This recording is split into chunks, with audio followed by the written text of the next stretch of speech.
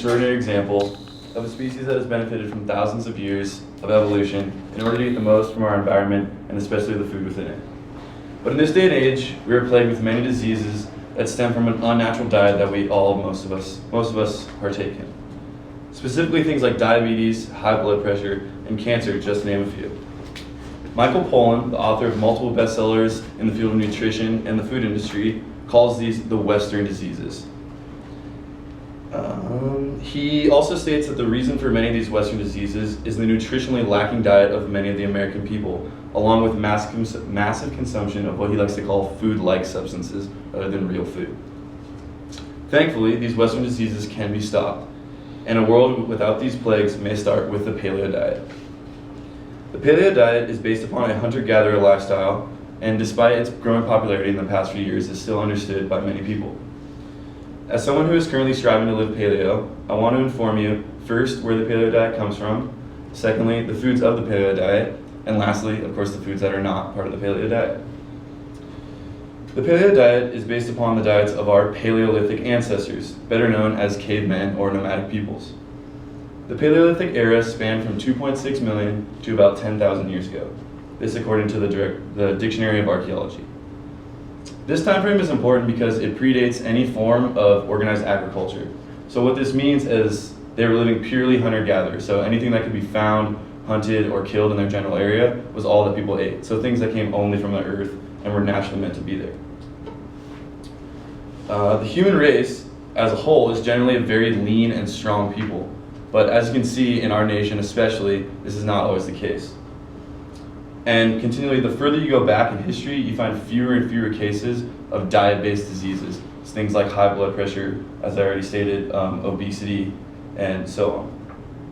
But just as of now, the science of nutrition is just now growing and is very young. Finally, the reason for all these is starting to be found. Regardless of what large food manufacturers may say, there is nothing better than whole, real food that comes directly from the earth. Next, I'll talk about the foods that are part of the paleo diet.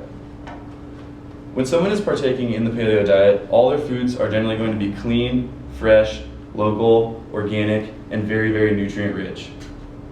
Paleo foods are based upon the essential nutrients that all humans need to survive. First, the big three, which you all probably heard of: proteins, carbohydrates, and fats. Secondly, the micronutrients, which are the vitamins and minerals that you all have probably also heard of, since things like B12 and so on, that are equally as important in sustaining human life. This according to Dr. Rhonda Patrick, a PhD in biomedical research. Within the paleo diet, there are 6 food groups. It's broken down into meats, fish, nuts, seeds, fruits, and vegetables. This according to paleo.com. Although there's very few categories, within these categories, there are many choices. But some, of course, as with any diet and any way of eating, are better than others. For example, in the case of meats, it is always better to have a grass-fed or free-range meat like beef or chicken rather than corn or soy-fed beef or chicken. Mainly because the nutrients and their evolution in those animals they have not evolved to eat those things, so the nutrients you're getting from them is not going to be as good as something that's grass-fed or grazing. And for fruits, it's always generally better to eat water-based fruit like berries, or grapes, rather than a high sugar fruit. As an example is a banana. Bananas are really high in sugar and don't really give you that much. Since there are so many different choices within the paleo diet, it can get really confusing. So a simple phrase to remember is basically meats and veggies, nuts and seeds, some fruit, little starch, no sugar. Next, I'll talk about some foods that are not paleo. The 2 main food groups that are noticeably left out are dairy and cereal grains like bread, corn, and rice. Dairy is not part of the paleo diet, not only because it wasn't consumed during the Paleolithic era, but also because the amount of processing that goes into milk that we get at our stores is pretty detrimental to the nutrient value. So pasteurizing or skimming milk takes away a lot of the nutrients that's within it in order to make it able to sit on a shelf and not go bad in a week. So what you're really gaining from that is not as much as the bad things it's putting in your body, like unnecessary fats and lipids and things like that. Also, as a general rule, our bodies are not created to digest milk after the age of 2. After the age of 2, we stop creating a digestive enzyme called lactate, which digests lactose, hence the term lactose intolerant. because up until that age, you're only supposed to consume mother's milk and things like that. So after that, milk is not really supposed to be part of our diet.